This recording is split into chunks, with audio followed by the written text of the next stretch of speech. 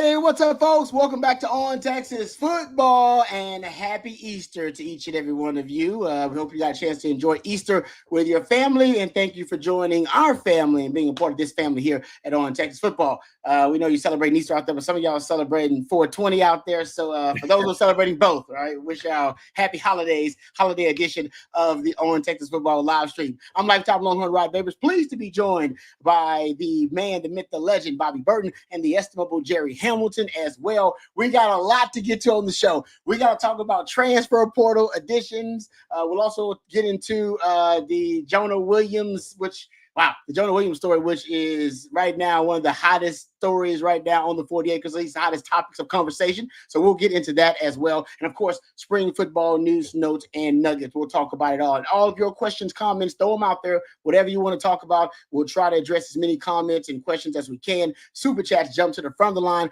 You can interrupt the show at any time. We appreciate you joining us on Easter, very special Easter edition of the On Texas Football live stream. He is risen, and so is Texas football. All right, let's get into it. Let's talk about it, guys. The Longhorns with 3 portal additions in the last 2 days, basically. They get the D lineman Levon Johnson out of Maryland. They get a kicker, Mason Shipley out of Texas State, and of course the tight end out of Cal, Jack Indries. Have the Longhorns basically fulfilled every need in the transfer portal? Now we're looking at them being more of a complete team at this point. Bobby, I'll throw it to you first. I definitely think they're a more complete team today than they were 72 hours ago. But I would add this. They're not done. And so while they did pick up a defensive lineman, a tight end, a wide receiver that we didn't mention because he came earlier in the week, Emmett Mosley out of Stanford, as well as Mason Shipley, the kicker out of Texas State.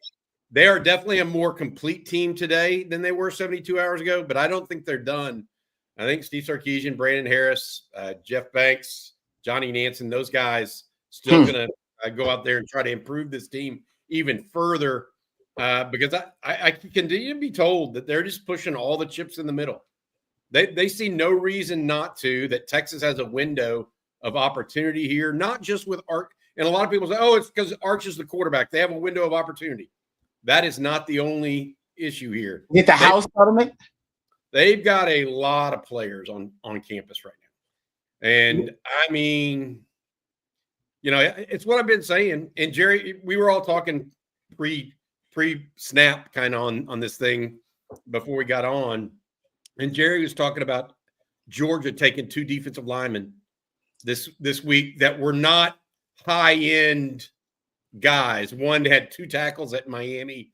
Another was a defensive end from Army. That's not saying that those aren't good players. Right. Okay? But I'm just here to tell you, Texas is recruiting and acquiring talent at a level right now as high or higher than anyone else in the country.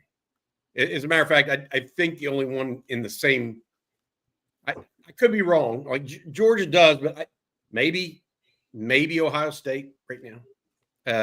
Texas is being extraordinarily – selective and thorough on a consistent basis across the board, whether it's portal, high school, etc., and retention. By the way, unbelievable retention right now at the Longhorns. I would say of all the portal pick, I think you got to put these guys in different categories. There's most important, right? Maybe who's the sleeper of the group? Who has the most pressure of the group? There's no doubt Mason Shipley has the most pressure. Yeah. And by the way, Bob, if you're listening, Jordan, Jackson, if this guy doesn't have an NIL deal with Shipley Ranches, y'all all failed, okay? He should have a Shipley's Ranches NIL deal. I mean, is there any doubt, Rod? And by the way, there's pressure on him because Texas took away from being an SEC champion last year. That's a good one, though. I didn't think about that. I like that, actually, Jay. I think I agree with you on that. I hadn't thought about who has the most pressure to perform out of these latest acquisitions, but I think you're right about that. There is no doubt, because that's seen as that was, Sark, when he talked about it, the last media availability, he didn't go into great detail about the kicking competition. Then right after that, Bert Auburn left. The assumption was, Will Stone must have won the competition. Not the case. So Sark didn't trust either one of those guys. Went out and got Mason Shipley. So I'm with you on that.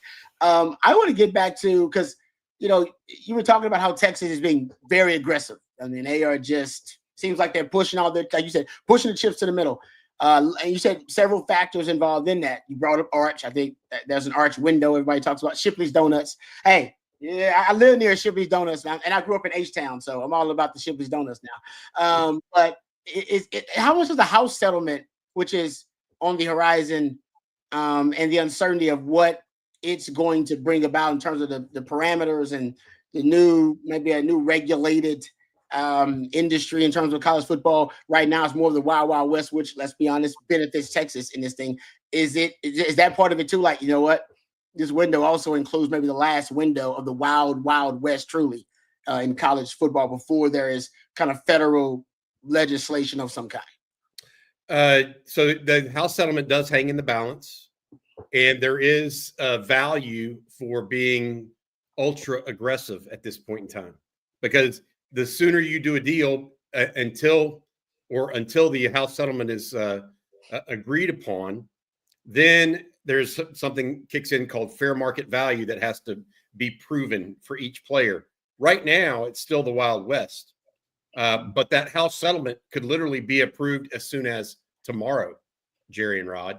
I mean, so we'll see what happens there. There have been some more arguments put forth, is my understanding, not necessarily in front of the judge, but briefs filed. There's a lot of issues right now with the House settlement. I don't know what the judge ultimately is going to decide. I know that administrators and college coaches hope that the House settlement is the settled law. I just don't know if it's going to get there. I think that the NCAA coming back and saying, no, we don't want to grandfather any scholarships. It's a more difficult, nuanced negotiation than just saying, yeah, we'll grandfather everybody in. We'll see where it goes. My point on this is, yes, the House settlement has some impact, and one of the reasons why we saw a lot of really quick movement with Jack injuries. I mean, this is the one thing I would say to y'all. Okay, Jack injuries entered the portal on Wednesday morning. By Wednesday afternoon, he was in Austin. By Friday, he had signed with University of Texas. Yeah. John Johnson entered the portal Wednesday night. By Thursday around 11 or 12, he was in Austin. Okay. Mason Shipley entered the portal on Wednesday. Thursday, he was in Norman. Friday, he was in Austin. Okay. These players know that there's some value in perhaps cutting the line a little bit and making sure they get it done before the House settlement is complete. There are other guys out there that say they're going into the portal right now that Texas, I think, is going to be very interested in when they actually do go in the portal as well. Go ahead. Well, yeah, I think, look, that's been really big on the basketball side too. Brett, I'll get to your question on that in a little while. Is that upfront money? That's what the people are wanting right now before that House settlement goes through, assuming it goes through. They want the upfront. So that's one thing. And I'm going to continue to make the same prediction. If this goes through, we're just going to go back to suitcase in the trunk recruiting in some regions of the country. I'm just telling you, and it's going to happen. I've already had it predicted over the weekend. Interesting. Depending on how, basically how regulated things end up being. Okay. I kind of agree with that too. So we'll see how much of the free market they let be an influence on this decision from the House settlement. I will say this, and to Jerry's point, it's amazing how good Texas is when NIL is legal. Yeah. I mean, versus maybe some other schools that are waning, but had some undue influence otherwise. So it's not a coincidence. I don't think so. I agree. Well, it's not. And I think that, and I'm not sitting here saying that everybody always won because they paid more money to players and all this other stuff, but to act like it didn't happen at all or have some level of influence. I mean, Hugh Freeze, Laramie Tunzel is just hilarious to me. Guys like that literally, it's been proven. And I feel like, and I'm not saying, hey, look, Texas may have done it at some point in time. So I'm not sitting here saying everybody's got clean hands and throwing stones in glass houses. It's just, to Jerry's point, is it going to go back to the way it was, which wasn't healthy either? Nope. It was just in the underbrush and people couldn't see it. Now everything's above board and people are flabbergasted by it sometimes. And they act like it's, but the reality of it is that I think that the House settlement will likely get passed at some level. And from that, then the House settlement will get sued about the fair market value because that, and then we'll kick the can down the road another 24 to 36 months like we did with the initial iteration of NIL. And look, college football is a mess. And I heard Steve Sarkisian loud and clear last week when they went to DC and Chris Del Conte, the players don't want to be employees.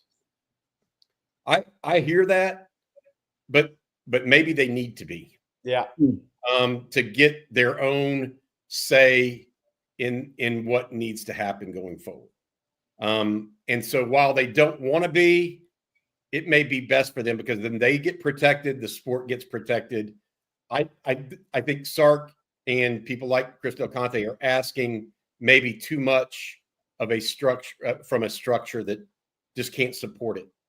What they're asking for. That's my opinion. Yeah. Last thing on the portal for now.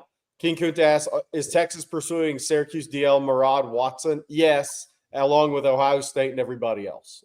Georgia and everybody else. So it's he is a high leverage portal prospect. Freshman All-American. Yeah. Freshman All-American. Very high leverage guy right now. So obviously Texas is still looking in the portal. Is it D-line is the position? Now, how about this from Nick V? What about the Syracuse freshman All-American D tackle? Is there an interest? Can never have enough DTs. Thank you, Nick V. We appreciate it. That's basically kind of what I was asking too. Matthew reading my mind on that one. Thank you for the super chat as well. Is that the position that they're looking at right now? Is just D-line overall? Or just D tackle? I think if there's the right edge guy pops up, they've already proven they'd go after one. David Bailey. I think second wide receiver.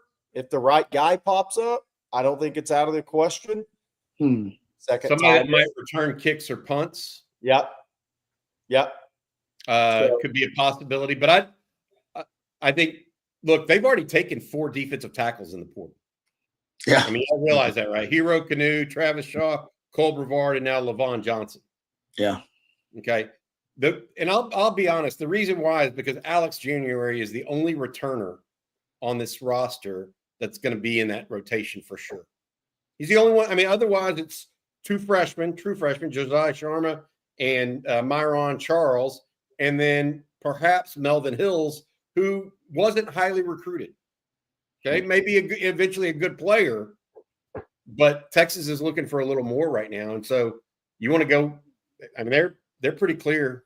I think defensive tackles one. Look, I've been told great players, if they come in, just watch out. Texas is going to be aggressive. So if they think somebody's a great player, I don't know, outside of quarterback, I don't know that it matters what position. I don't think they're going to running back, though. I don't think they'll go running back at this point, according to Sark. Yeah. Maybe would they take a second tight end? That's interesting. That is interesting. Yeah. I don't know that. Would they take a cornerback? It doesn't look like it. It doesn't, but it doesn't look like they take a second tight end. My point is, who enters? Yeah. You get a freshman All-American entering, all of a sudden, we'll go there. He did say we're looking for impact players. He brought up them 3 positions. He said, we're just looking for impact players. Guys, we're going to make an impact for us. They did not have to have Andrew Makuba last year. Nope. They didn't have to take him. Mm-hmm. And they did, and they wound up the better for it, in my opinion.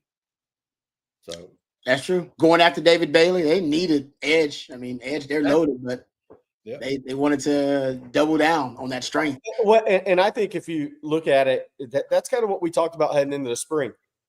they went after an edge. Okay. I think Colton Vosick being injured, right? Is a big piece of that, because if he's arguably your third guy, it's hard to depend on a third guy who's been hurt his entire career, as talented as he is, and is out this spring. So I think that's a really good sign at running back for the young running backs. By the way, Sarko's like, we're good here. That means they really like James Simon. They like Christian Clark. They like Jared. They like all those guys. They're young backs. They like them all. And they know Cedric Baxter will be back early in the season. So if they don't go for a position, then I think they love what they have in general. I mean, that's the thing with me, or it's a position that has some injury concerns. Yeah. That's my thought on it.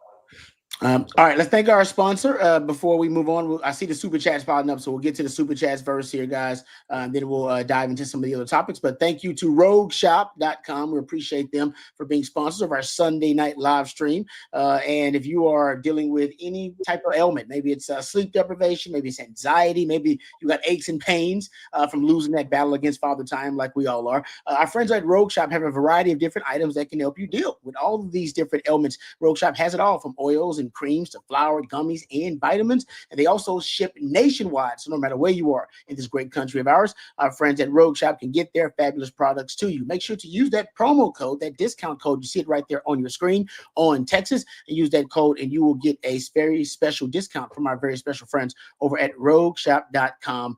We actually had a member of the On Texas football family tell me they were dealing with some sleep issues, and they couldn't get a good night's sleep, and they tried some of the items at Rogue Shop, and now they swear by them because they're sleeping like a baby. So maybe you'll try it, and then it can help you out as well. We appreciate Rogue Shop, RogueShop.com, for being sponsors of our Sunday night live stream and being partners with On Texas Football. All right, let's get to the questions here, guys. We got some super chats here. How about this one first from MP Houston? Says, Coach Schloss, that's it. That's the post. That's it. Yeah. That's it. That's all. And you know what? You're damn right about that. Hey, Rod, they've got a 3-game lead in the SEC. That's freaky. I mean, Jerry, you and Rob, both you guys, how much does the coach matter? I mean, a single year turnaround like this. I mean, dude. Coaching matters in college sports a lot, in roster build, late in games, game-winning situations. It matters a great, great deal. I mean, that's just the reality of it. I mean, I hate to beat the dead horse on that, but look what Schloss has done: roster build, motivation of guys trying to and working to maximize this team, late game decisions, situations amongst your staff. And then that basketball had to make a change because they weren't getting that at the end of the day, at the end of games, at the end of halves. Just the reality of where those two went. And that's the direction. Why it matters? It matters a hell of a lot. There's a reason Tom Izzo keeps going to Elite Eights. Mm-hmm. Games won in the final minutes. No, those coaches, they make a huge difference in college in closing time. Huge. Yeah. Hey, let's talk a little bit about Jonah Williams too. Rod, you asked a question on Twitter that I thought was pretty darn good. Are we looking at the next kind of freak two-sport athlete for the University of Texas? Did he go 4 for 5 or 5 for 6 this weekend in baseball, and had 3 exit velos over 100 miles an hour? Is that right? Is that what I heard? He literally had like 3 or 4 Rod in that deal. Yeah. He might be that guy, Rod B. He might be that guy. Yeah, he looks like, right. He's gonna, he's starting now going forward, right? That's his spot going forward in baseball. So I know there was some talk that don't they get to restructure the roster, or at least finalize it when they go to postseason or something like that. Well, he's gonna be playing baseball for the rest of the baseball season. So he ain't gonna get to come over to football a little bit. That ain't gonna happen. No Torrey Becton time. Yeah, that ain't happening. But I can't wait to see what he does because I think he's gonna be spectacular here for the rest of the baseball season, and he's exciting to watch, no doubt about that. I can't wait to see what he does when he gets to the football field, and because I think he's just as special. And I know he looks like he's really special on the baseball diamond, and he is. I said, first time I watched this film, I told you guys, I said, I think he could win the Thorpe if, everything goes right and he reaches his ceiling as a player, and he's that good. He could be the best DB in the country. I don't know as much about baseball as some, but it don't take much knowledge to know he's special out there as well. What's interesting is a couple thoughts. First on the baseball now, and I'll get to his decision, which is still very interesting. A baseball now the book is being built on him, right? So then pitchers will start attacking him differently and coming up. How maybe he hits a little down low for a few at bats. Then he starts to figure it out even more, because that's kind of the natural progression, right? These guys build a book on him. They've seen him have success. Okay, how do we get this guy out? So that's natural in baseball, right? You hit a little low, in 556 this season. And then it's for him, what happens after that is kind of going to be the key for him the rest of the season. It's not going to be 550 forever. It's going to hit the lull when they figure out how to get him out a little more effectively. Then how does he bounce back from that? Great athlete. It's still so interesting to me, his whole decision, because it was split. There was people in the family that wanted him to stay at Ball High, play spring baseball, and go let himself be drafted in the first round, an MLB draft or a sandwich selection. He made and I say this because he made a football decision to come to college and come to Texas, because if he had made a baseball decision, he wouldn't be playing right now. He'd be playing at Galveston Ball for the Tours if he made a baseball decision. So he made a football decision. He wants to be a college football player. He's going the Kyler Murray route now. He's going to do both. The question will be, in a couple of years, does he have to make a decision? That's what'll be interesting, because very rarely is a guy going to play all three in both. I think after a couple of years, he may be forced into the decision. I'm a very interested observer to see which way it goes. Yeah, but he made a football decision to go to college. Otherwise, he'd be at Galveston Ball getting ready for the MLB draft. Yeah, but and getting back to the discussion about him being one of the all-time great multi-sport athletes at Texas, a couple of years we can realistically have the discussion, but I think he will be in that mix, because he does have a chance, the way baseball is trending and the way football is trending, to win a national title in both. Just saying. I'm just saying. Just throw it out there. I don't believe, we've talked about this because we had somebody in the chat bring it up. I don't believe that's been done by any of the multi-sport athletes. So, Rod, let me ask you this. How many Texas Longhorn, I just want people to understand how good he might be in football. Okay. Oh. How many defensive backs did you watch that Texas signed? All of them, right? Mm-hmm. How many did you say might be a Thorpe Award winner? He's the first I've said that. We watched a lot of film on a lot of great players that Texas brought in. I haven't said that about a player that we've been talking about on this channel. I don't throw it out there casually. Well, fair enough. I really respect your opinion. You've been there, done that. I'll never forget, Jerry Hamilton called me the first time he saw Jonah Williams. I think it was his freshman year. He said, Ball High has a freak. That's what it Look, I'm on record. I thought he'd end up going baseball. Yeah. Because, look, I knew there was a push for baseball, and his tools were so baseball oriented to be a first rounder. I think without NIL, NIL's the only reason he's in college right now. I will say that without NIL coming through with timing, this guy'd be headed for the MLB draft. And by the way, I'll say the other thing. What you're seeing here is a fearless guy who goes in. This is what makes him really good as an athlete. And this is my prediction for him. What he's done in baseball right out of the gate, just being fearless when he gets in, is why I think he'll win the punt return job his freshman year at Texas. Oh yeah, he said that. Didn't he say he was interested in that as well? Yeah. But Rod, he's not just interested; he's good at it. He's good at it. Yeah. Which is different. It's a different type of athlete, guys, to return punts. Like And look, an outfielder that locates a football. Yep. He's not going to do it with jitterbug quickness. He's going to do it with locate football, set up to make the first guy miss through arm tackle through his hips, right? And he's going to run through that guy. Yes, he's big. The guys that trained him in high school, they thought he could be Keenan Allen as a wideout if he said, I'm done playing safety. Oh. He said he's got that type of ball skills, which I saw it on display a little bit in high school. A return game at receiver. He's special, man. Bobby _ Batronic says, imagine stepping into the starting lineup for the #1 baseball team and making it look that easy. Yeah. I agree. Fearless. Texas hey, by the way, the baseball team, Texas baseball continues to pitch really well right now. I mean, look, Auburn's a top number 8 team in the country. Texas swept them this weekend. I mean, Texas is a hell of a baseball team right now. And I did not expect it. I think some of their own staff members didn't expect what they're putting together right now. But the arms have really come together, and they're getting a lot of run support right now too. So it's like they're different guys are getting hot at different times for them. That's part of baseball, right?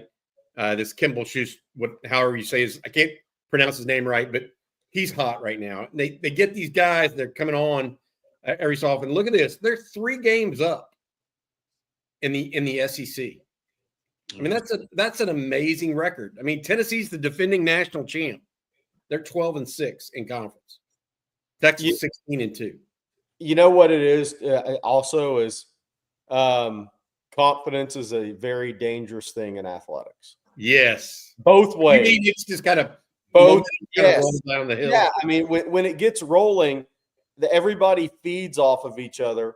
A confident locker room, not cocky, but confident staff with their decisions, confident players. I mean, you see it in all sports all the time. Is great turnarounds happen, I think, when everybody starts to gain confidence and you look to your right and you look to your left and you believe in those guys.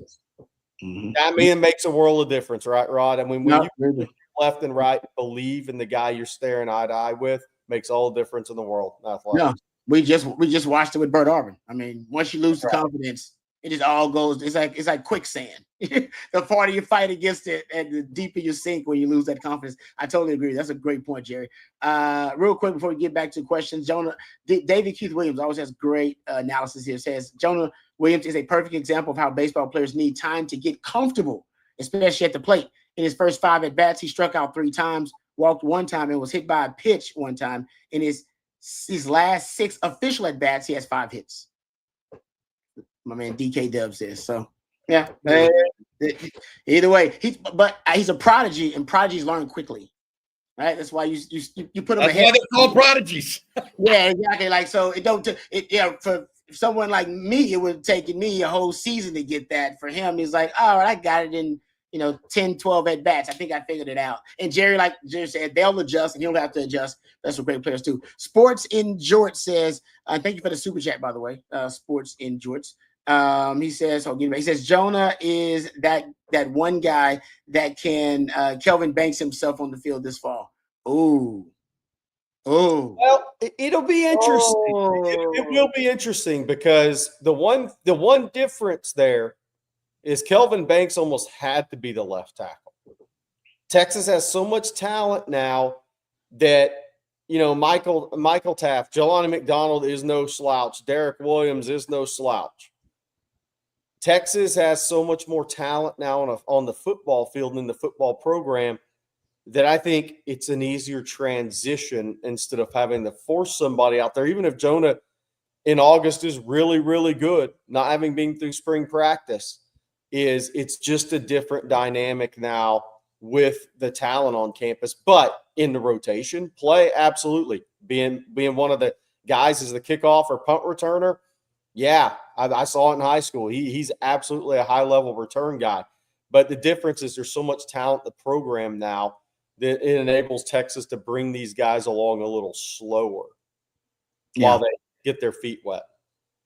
I love that Sports and George basically turned Kelvin Banks into a verb. Kelvin Banks onto the field. Yeah, I like it. But he's right about he is that he does look that special. We'll see if that transferred, but I think Jerry's right. I mean, safety might be one of the deepest positions on the team, period. He might be in the top 2 or 3 deepest positions on the team right now. And Derek Williams will be coming back into that fold once he's healthy too. So good stuff there. Ellis Hicks has had a good spring. The safeties when that class matures, Jonah Williams and does the safety position gonna look very different for Texas. It's gonna be a freaky looking position, man, with some hybrid guys that can kind of come down to the second level. Whew. All right, let's get back to the super chats here. Colin here says, Jerry, thoughts on Aggie spring game? I didn't see a second of it. Y'all will have to tell me. I didn't even take it as a joke, Colin. I apologize. I read it literally. Rod Biddy said, I apologize. I should have read it as the joke that you intended. My bad, Colin. There's some chatter that Marcel Reed might have got hurt. Yeah, but it was his non-throwing arm, his elbow. I watched a little bit of it. Reed just overall did not look great. I'm not so sure he's a beauty contest guy, if that makes sense. I think he's a ball game kind of,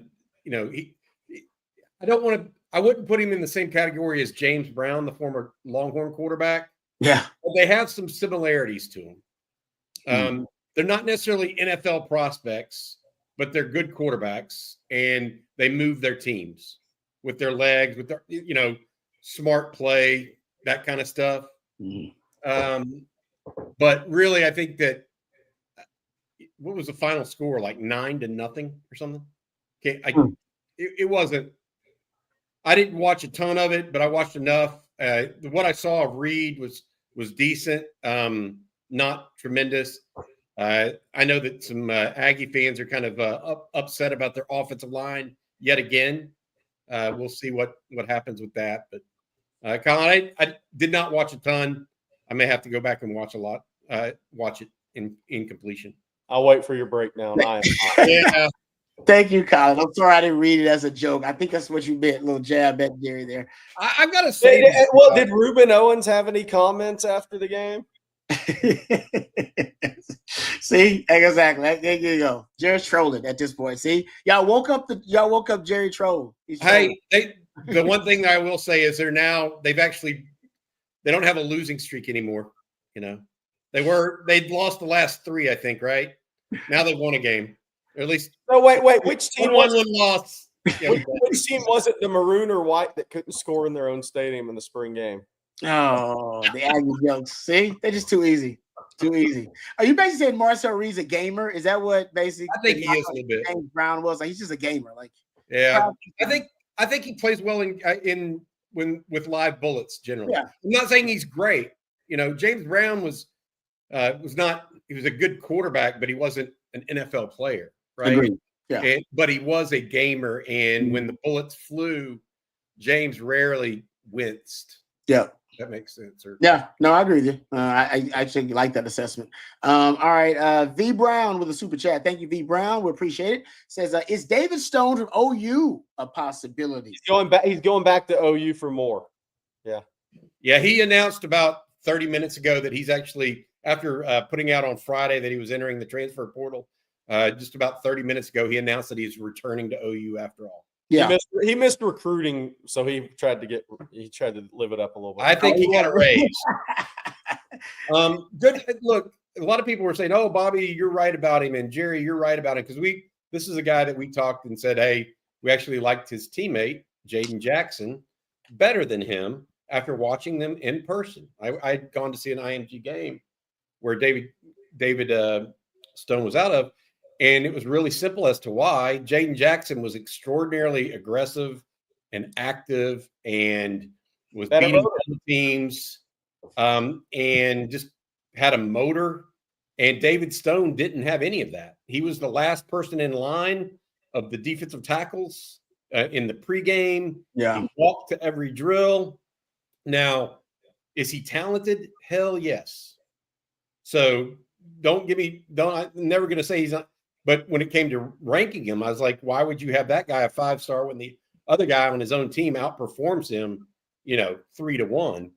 I think that what I think I saw on Friday that I want to say to this is I don't take any joy in saying a guy's not maximizing his ability, even if it's at OU.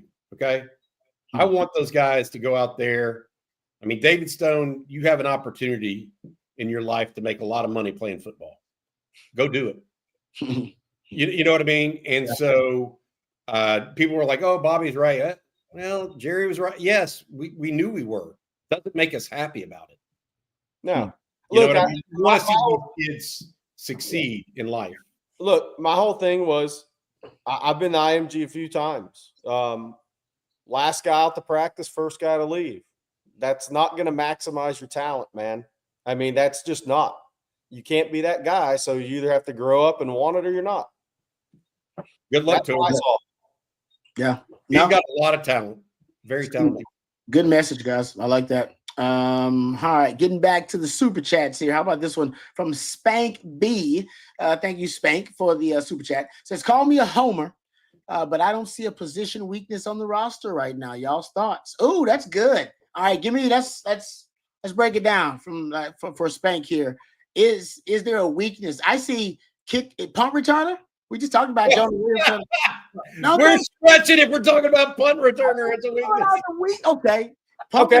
Look, I'll tell you a holder. I'll tell you weakness, but it's because it's just totally unproven in game. And we've seen it, backup quarterback. And that doesn't mean Trey Owens isn't really talented, but he's never thrown a pass in a game. And what happens if Arch goes down in the second quarter with a sprained ankle against Ohio State? You have somebody that's never thrown a ball in a game.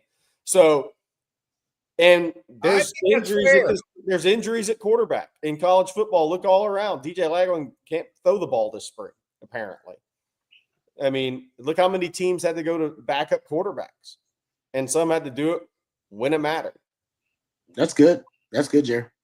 I agree with that. Not having thrown, that's pretty good. I would have said tight end going into it because of this, but now I think that's, and I say that knowing that I think Texas has some good young tight ends, but just have unproven.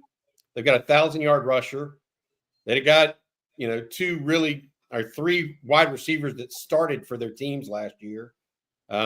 They've got a quarterback that is the envy of just about all of college football. They've got defensive end that's about the envy of all of college football. They've got numbers at defensive tackle now, including 3 that would have started for other Division I programs, plus Alex January, who's probably going to start for them. They got Anthony Hill at linebacker. They got Michael Taft, Jelani McDonald, Manny Muhammad, and Jalen Gilbo coming back at. I mean, Texas is they just picked up I know we're talking about Mason Shipley, the kicker. Let's talk about the punter that they just picked up last in the winter portal that was all Big 12. Yeah. The second team, 45 yards a kick. So Rod, you're looking for nits like the return game, and Jerry's talking about the backup quarterback. That tells me that Texas roster in pretty damn good shape. No, it is good. No, I agree. If you want to be really critical and really harsh, you could talk about unproven commodity, right? Like right tackle and stuff. The guys who just haven't been out there and done it yet at Texas. You can go into what they're going to do at the cornerback spot, opposite Malik Muhammad. But I think we all agree that with the competition level there now, with the talent they've stockpiled, those guys are getting pushed to win that job. You're going to have to be performing at a certain level to win that cornerback job, because if not, they're going to give it to Gilbo and just let a veteran take hold of it. And saying, I feel like that at right tackle too, just because they've been stockpiling talent. It's not like you're putting a freshman out there. So, we could be nitpicky, but I agree with Bobby. The fact that I started with special teams and Jerry went to backup. Which is really important, because how many quarterbacks? Sark hadn't had a quarterback start and finish every game since he's been here. Good point. So, odds are, unfortunately, Trey Owens going, knock on wood, Trey Owens got to play a game or something. There's going to be some, and some people say he was 2 or 4. Thank you, CB. what I was getting at is if he has to come in the second quarter of the Ohio State game, that's a look, there's not many teams that have experienced second-team quarterbacks, right? Oh, yes. And Not in that's college football, for sure. not in college football. No, they right? transfer. They go. They do it there. They transfer. Yeah. I would say Nick V. Look, I'm still worried about DTs. I just don't want to get ran on. I don't think that should be the concern with DT tackle. I actually think they're going to be better. The interior guys are better against the run this year than they were last year. I think it's the disruptive plays. Look, Texas did not have anybody on the interior against the run that is as good as Cole Brevard probably last year. Jermaine Lelo is a really good player. Cole Brevard's really good against the run. He is a huge body that takes two, and he's played 700 something snaps over the ball in college football in a power conference. He's good against the run. I think Texas is going to be better against the run on the interior next year than this season than they were last season. I think it's more the disruptive ability. I don't know if they see that. I agree with you, by the way, Jerry. And I was talking with Jeff about this. I think the guys they're bringing in are specifically for the purpose of being guys who can stuff the run and hold up. They're first in recruiting. Yes, because I think they believe they got enough havoc-minded players around them on the edges, of course, with Colin Simmons and, with Trey Moore and, Ethan Burke and Colton Vosick, but also now with what they're doing with the linebackers. They're doing something freaky with these linebackers, I'm telling you. Now, we've already heard they cross-trade. They got Trey Moore working linebacker and edge. They got, Brad Spence working edge and also working linebacker. We know Anthony Hill does it too. I think they got something up their sleeve just in case, Jerry, like you're right. Just in case they're not getting enough disruption, they're going to manufacture it. And that organic disruption, they're going to manufacture it. And it may be from that second level, those guys, in the way they present the front. Maybe some of those amoeba fronts and ghost fronts to really disrupt and confuse blocking schemes. Maybe not blitzing, because we don't know PK doesn't love to blitz, but you still, through simulated pressures, you can confuse blocking schemes when they believe all 7 guys can rush, which the linebackers at Texas now, we believe they're going to now start to cross-train those guys to be able to do so. So they're working on something. So I agree with you, Jerry. I don't know if you have the disruption, but I think they have a way to try to manufacture it. And who knows? They may not need it because Colin Simmons may be that damn good. Who knows? He may just be wreaking havoc, and they don't even need the interior D-line to disrupt and wreak havoc in that manner. We shall see. Let's get to – thank you, Spank B. Nick V says, what about the Syracuse freshman All-American D tackle? Is there any interest? We already read that. Yeah, my bad. We went through that one. How about this one from Jose? Jerry, you've talked about getting a receiver in the portal with kick return, punt return ability. What do you think of Keelan Marion from BYU? Any interest from Texas? Not that we've heard, Bobby. Not that I've heard. Really good player. I mean, look, I don't know. We'll see if he's perceived as a great player. Possibly. We'll see who else jumps in the portal this week. As of yesterday, the answer was no. Right. Doesn't mean that the answer is no today. I think that he listed a group of schools that had reached out to him as of yesterday, and Texas was not one of them. I will be surprised if Texas isn't done unless it's a guy that's a first, second type round draft pick. And I don't know that Keelan Marion's considered that caliber. And with Emmett Mosley, Texas now has essentially three starters, the guys that started in college football last year in Power 4 conferences. I mean, I think the depth behind those guys has to come along early in the season. That includes Livingstone, who's still coming off a redshirt year. But I mean, the reality is Wingo and DeAndre Moore started a national semifinal game, and Mosley starter-level player at Stanford. They have three starter-level players. So it would have to be a real dude right now. That produced. Yes. Not just starter-level, but, like, produced. Yeah. Yeah. All right. Thank you, guys, for the super chat. We appreciate that, Jose. A couple other questions here. How about this one from MJF? Says, with injuries on campus and E. Winston being 6'1", would Winston be better suited to play fullback or H-back? I think arm length matters, and he's got long arms too. I would say that he's got good length. So Does he play more like a 6'3" guy? Probably, in terms of the arm length. He has and that helps him in the blocking game. But he's a leverage player in the blocking game once he really learns how to block. Because obviously in the high school level, he was used as more of that flex type of guy, and was a basketball guy and multi-sport guy. But I think he's got pretty good arm length. So I think he's a little taller than that in his play. It's more like a 6'3" guy. I would just say that he's a souped-up Juan Davis, like a little bit quicker, more of an athlete maybe than Juan, a little bit bigger, thicker. Juan Davis is more of a wide receiver, a big wide receiver than he was a true tight end. Always was. This guy's more of a tight end that just happens to be undersized a little. Okay. Yeah. No, Sark likes him. He has the attitude that Juan Davis displayed over his career. That you can't underestimate Juan for that or undervalue it. But no, I was always shocked at how much playing time Juan Davis earned and yes, really, in my opinion, I thought he was going to be used as more of a, just a kind of situational tight end. And no, he was your number 2 tight end. He went with him. I think I only had 12. I want to say he's had 12 targets the entire season. He did not have targets.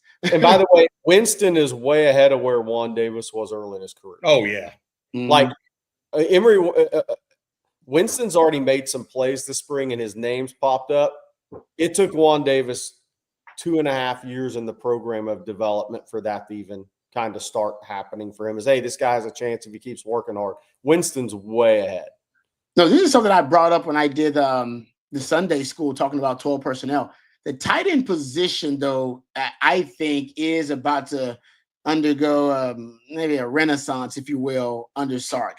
The athletes he's recruiting are a little bit different. I agree. And he's had usually one mainline receiving tight end every year. It was JT, for 2 years, and then it was Gunnar Helm. And then the second tight end is usually just a complementary element. They get, 10 to 15 targets the entire season.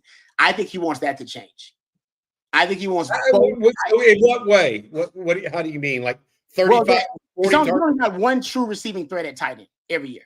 The other guy is just he's just there as a blocker, and he's mostly a decoy. Like Juan Davis, honestly, you didn't have to cover Juan Davis half the damn ball. He wasn't getting the ball. All right, he was basically a 6th offensive lineman. Same thing with go look at Gunnar Helm when JT was the main target. Gunnar Helm didn't get many targets at all. It was mostly focused on one receiving threat. I think Sark wants 2 now in 12 personnel. He doesn't want where it's just one guy that's our main receiving threat. I think he now will get to the point where potentially you do have and you got injuries for 2 years. Well, maybe, hopefully, maybe balls out, you only get it for 1, but you'll have him for 2 years to stabilize the position. Jordan Washington, now you could have 2 guys that could actually be receiving threats at tight end. Yeah. We hadn't really had that, or at least maximized. I think he could do it with JT and Gunnar Helm, but we never saw it come to fruition on the field where both of those guys were true receiving threats. I think that's the next evolution, where it's not just, well, they got 2 tight ends out there, but you ain't really got we can put our worst coverage defender on the other guy. No. That I think make teams pay for that now. Rod, to your point, you have a guy like Jack Injuries, and he has put it on the board.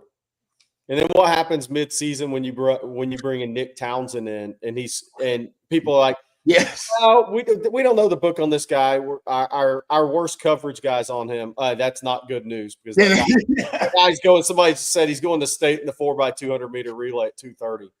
That's not good. At 2:30. Yeah, but he got, look, he ran really good 200 meter times. And I said on the show, hey, man, if he pumps it down to a 21.3, he might have a chance at state. And I always forget because it changes that the Caney's in region 2, so no chance. I mean, you had to run 20.7 to even get the Austin in the 200 meters and run, 10.25 in the 100 out of region 2. Did you see that, Rod? No. 10.39 didn't get to the regional final out of the prelims. Out of prelims, what is 10.39 did not make the regional final. We're not talking about making it to Austin. That was windy. But the regional finals. Yeah. 10.39 did not make the regional finals. I mean, I don't know if you guys, how many people out there are track fans. Yeah. 10.39 has won the state 100 meter probably half the times in the last 25 years. Yeah, you can win some conferences with that. We're just getting. I don't did not make the regional finals. Damn. And that was wind dated. But here's the thing about it. They're so. I mean, the kid from Duncanville ran 9.82 wind dated. Did you see that, Rod? 9.82. Yeah, I saw that. I did see that. I mean, that's just like where, like Texas. We always talk about football and basketball in the state, but they have great summer AAU track programs in the state. Like in the state of Florida, they don't really run track. It's not the same. If you do this nationally and kind of go around, they're guys that put up times are just damn fast, right? It's not like they really have that. Texas has great AAU and summer track programs. We have a bunch of guys that they're learning how to maximize their speed at an earlier age. Hey, Cedric Griffin is a former track guy that coaches his son, really good track guy. Jalen Lott, his dad, James. The state of Texas has a proud history of track, in my opinion. Just overall, not just the university of, but the entire. Yeah, it's hard to be a standout in track in Texas. It really is. The football culture is, of course, one of the finest in the country.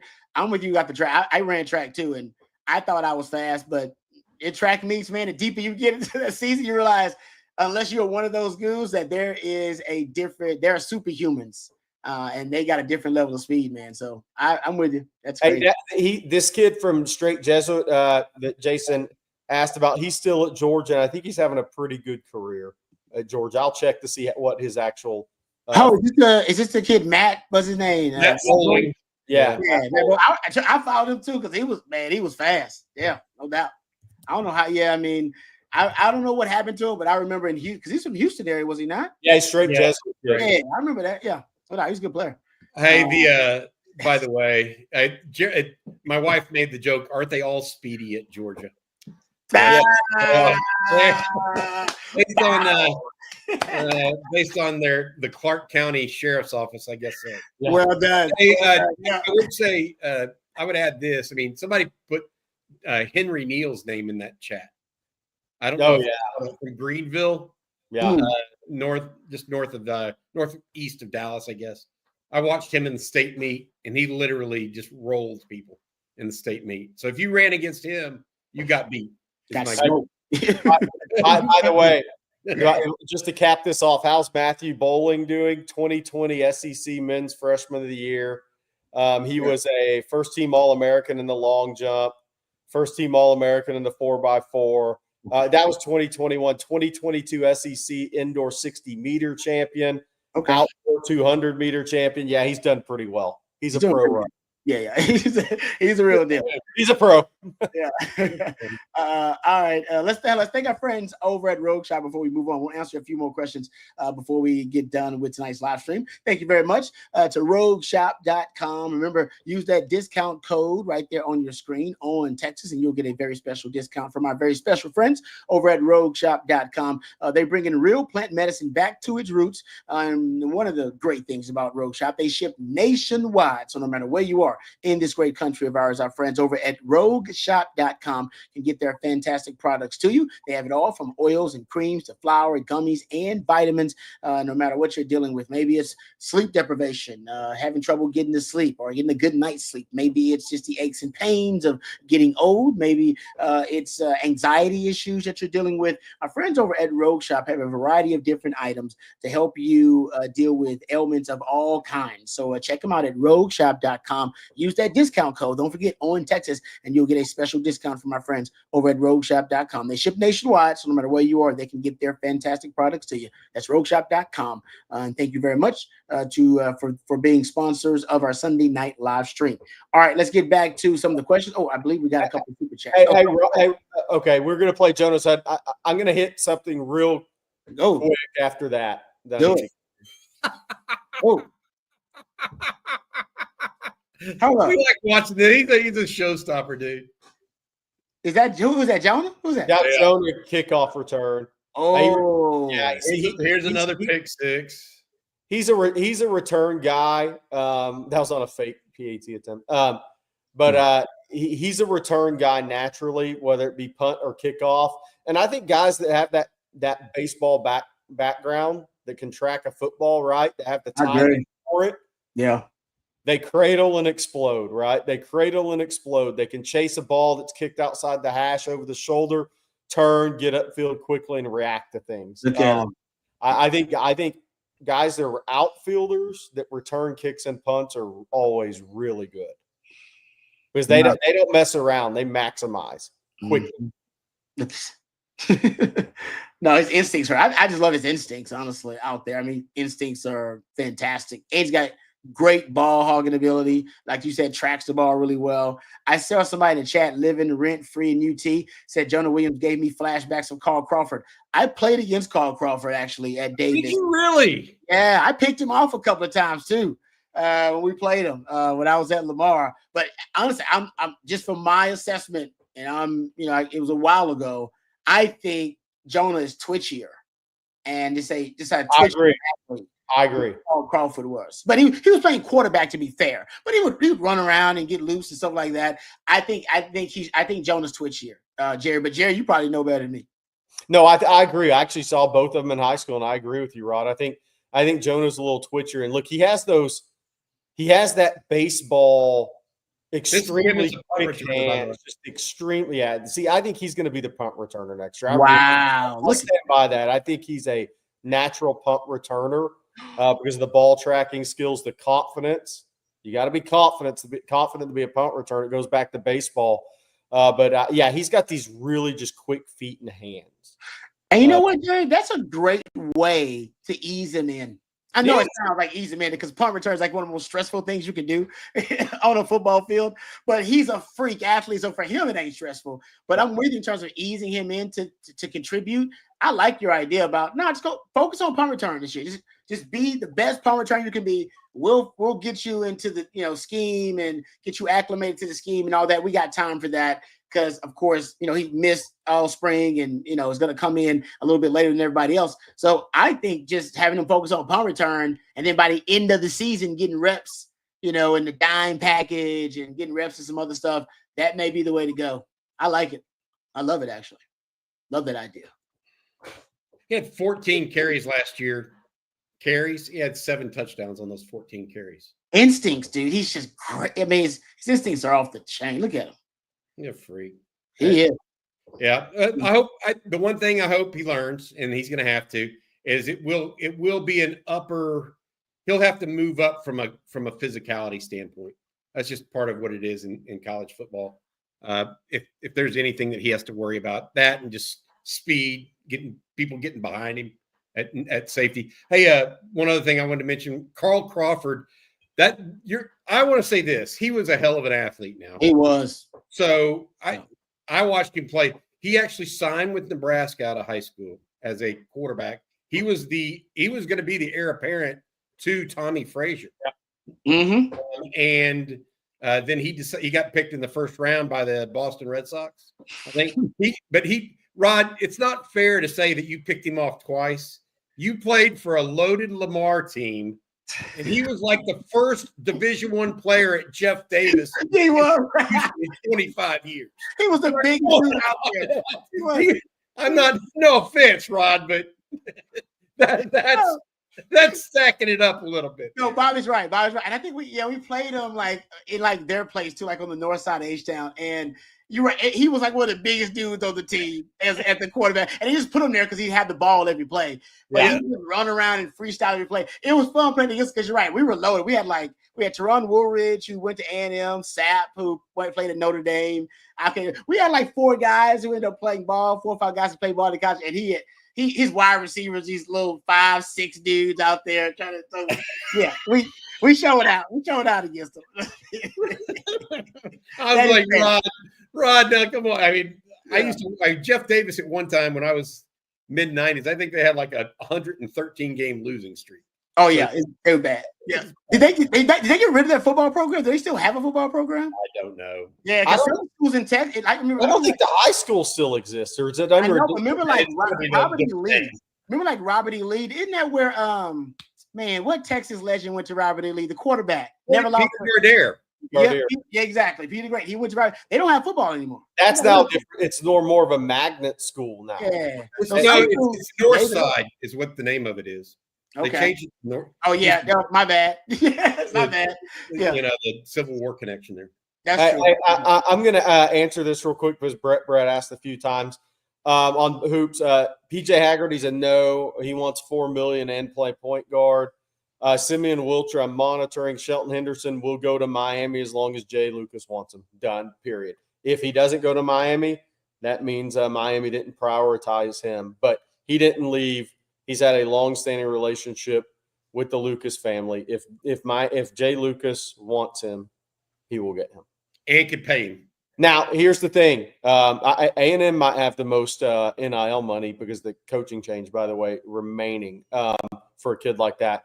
And they're on a longer build. But I will say this. The basketball portal closes on 11:59 p.m. tomorrow night. I don't think you'll see any movement until after the portal closes by a lot of teams right now because you're about 24 hours from keeping the guys on your roster. And if you took another guy now, you take the risk of one of your guards or forwards jumping in the roster at any school saying, whoa. Numbers are getting tight. I think I'm going to jump on the portal now. So I think you're going to see people chill out for about 24, 36 hours. Okay. All right. Thank you for that. We got a couple of super chats here, guys. I know we're getting closer to the live stream, but we will hit a couple of questions before we're done. DJ says, thank you for the super chat, by the way, DJ. Do y'all think Texas will have the best defense next year? Best defense, we talking about nationally or are we talking about in the SEC? I think he means nationally. They finished close last year. I won't say it was like top 3 or something like that. Ohio State may have had a better defense, but not many. Oh, basically, we're asking, are they going to be better than they were last year? Because you got to take the field. I mean, you bet 1 versus 130. You're going to take the field. Well, here's what's interesting about the question. Penn State, new coordinator. Does it happen? They just lost the great edge player. Ohio State, new coordinator, lost everybody, lost 9 starters. They have the best safety coming back. Michigan lost a lot, 2 straight years. Georgia lost more than anybody defensively. Man, if you look at what's coming back, could Clemson make some massive jump with a new D coordinator? That's true. Good one. I don't know. Marcus Freeman's always going to play really good defense at Notre Dame. Yeah. I don't know. It's an interesting question because people lost a lot. And the team that didn't lose a lot has a big coordinator change in Clemson, but I don't know if they don't have the talent they did on their national title teams, but they're good. It's interesting.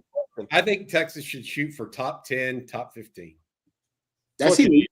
Yeah, top 10. Good enough. Mm-hmm. Good enough to compete for a championship with that. And the question around Texas is, I don't have any question about the talent at all.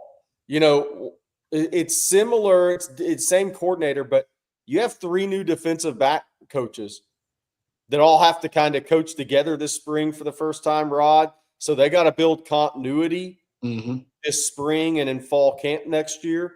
Last year, it was Terry Joseph and Blake Gideon were there, and then they rolled Scotty Hazelton and a Nichols coach. Now you have 3 new defensive back coaches who have never coached together. So they got to mesh all that?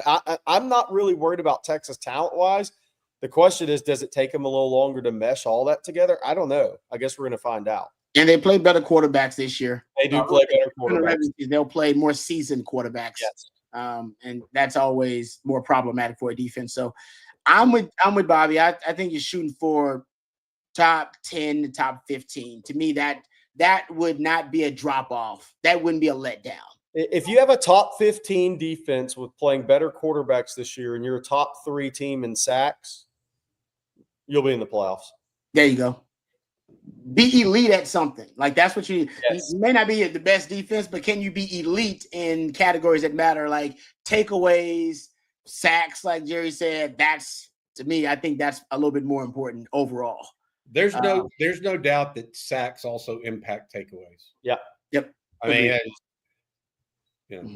and down the distance, you're just putting people in You're putting them in the pressure cooker more, right? Yeah. Put quarterbacks in the. How do you fight back against playing better quarterbacks on your schedule this year? Put them on their back more. I agree with that. Yeah. And that goes to this question here. Let's get to this real quick because one from Shane Lawler. Over under on Simmons sack total. Have you guys had a number in your head? 12 seems to stick out to me that we going over. You going over? 12 ain't enough. Oh, yeah. 12. So I'm putting the number at 14.5. 14 and a half, depending on how many games they play. How many? Now we got to make it a run to playoff. They're gonna play 16 games. I like that number. I'm stuck at 12 and a half right now, man. I'm stuck at 12 and a half for me. The only thing that could keep his number down, one is, look, he had a high ankle sprain his senior year, and that cost him, right? So you always have injury. So take injury off the table. Sark said it, and he's very transparent. They plan to play more players this year than last year. Yeah. So that means after Ohio State, those 3 games, if you don't load up some numbers early, get a couple of sacks and a half, or get a sack and a half of next game, you could lose the in-game number just because they're going to play more players early in the season. You're going to play less snaps. Yeah. Leo's got 16. Golly, Leo's got 16. What you got, Bobby? They got 15, 16, over 15. I'm at 11. Damn. You're worth me. Why are you so low, Bob? Why are you so low? Because I think that I do think that there's a numbers perspective here, like number of games and all this other stuff. My bigger point, or my bigger thought is, like, they're gonna roll to him.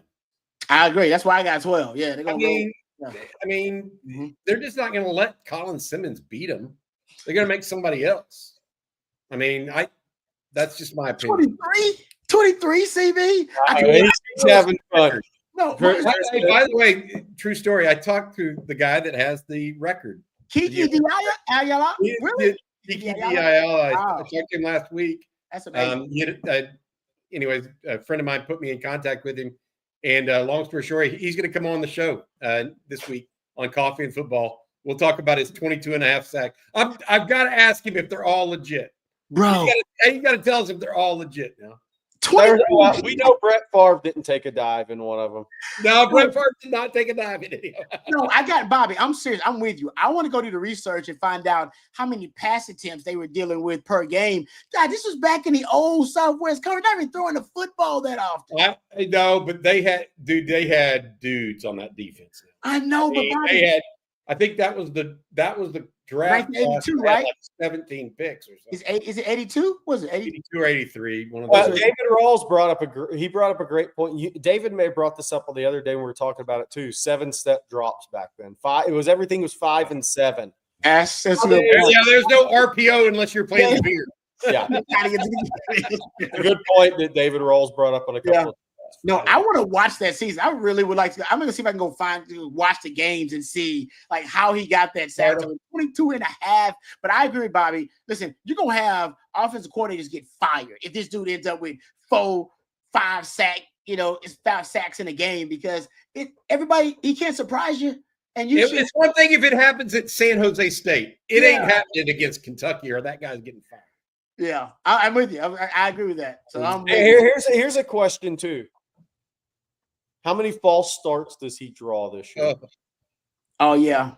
That's going to be double digits, by the way. Yeah, because even when it looks close, because I put out the screenshot. Sometimes, guys, it's so damn close.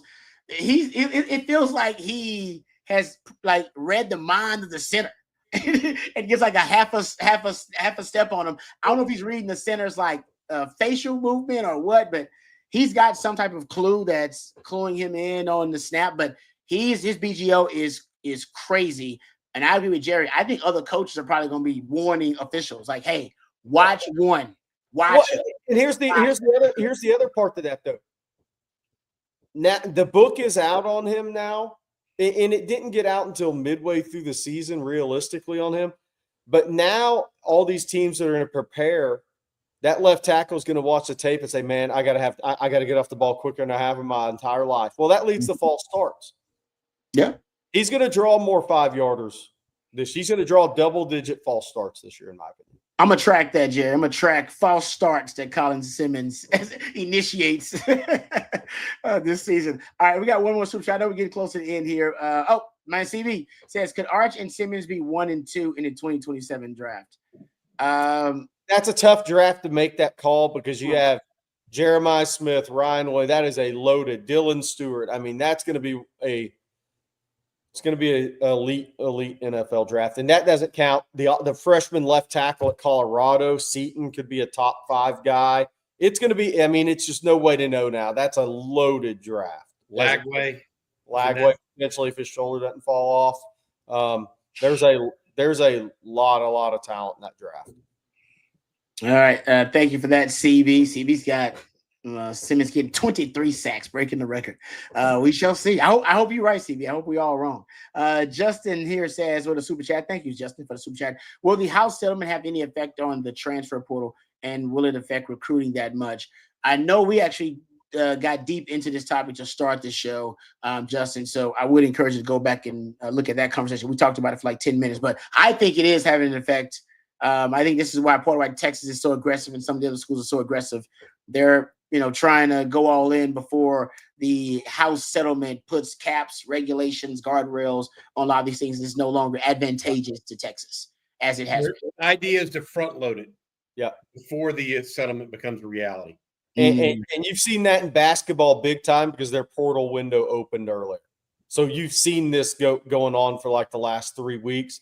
And now football's following suit for sure. Yep, with that stuff grandfathered in. All right, thank you guys for all the questions. We really appreciate all the questions. We couldn't get to all of them. We apologize for that. If we missed any of your questions, please direct them to these gentlemen at Coffee and Football in the morning.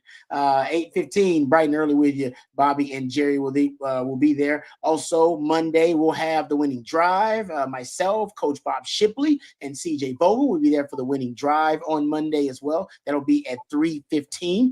So you can join us for there if we missed any of your questions or comments here tonight. Also, let me thank our friends over at Rogue Shop, rogueshop.com. Remember, use that discount code on Texas to get a special discount from our special friends at rogueshop.com, bringing real plant medicine back to its roots. And thank you to Matthew behind the scenes, the real MVP. Couldn't do it without Matthew, guys. He's the hardest working member of this On Texas football family. Any last words for the people? Yeah.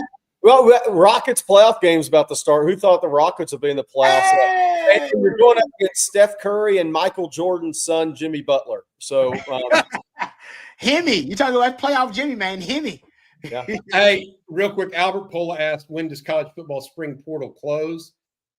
To enter the portal, it closes on the 25th. They obviously can sign well after that. So there's actually there's a closing period for entering the portal, but not for actually signing with the team. And that's the 25th, this coming Friday. Albert. Yeah. But it's basically when every teams are spending the rest of their money. They're done. That means they're done in the transfer portal. They're done acquiring talent in the portal. So that's why everybody wants to kind of jump on it as quick as possible. All right. Thank you, guys. Thank you, Jerry. Thank you, Bobby. Appreciate all of your expertise and knowledge.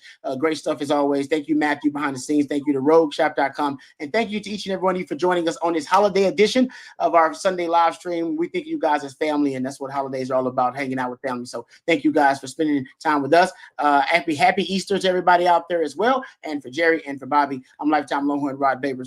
Next time, hook 'em horns.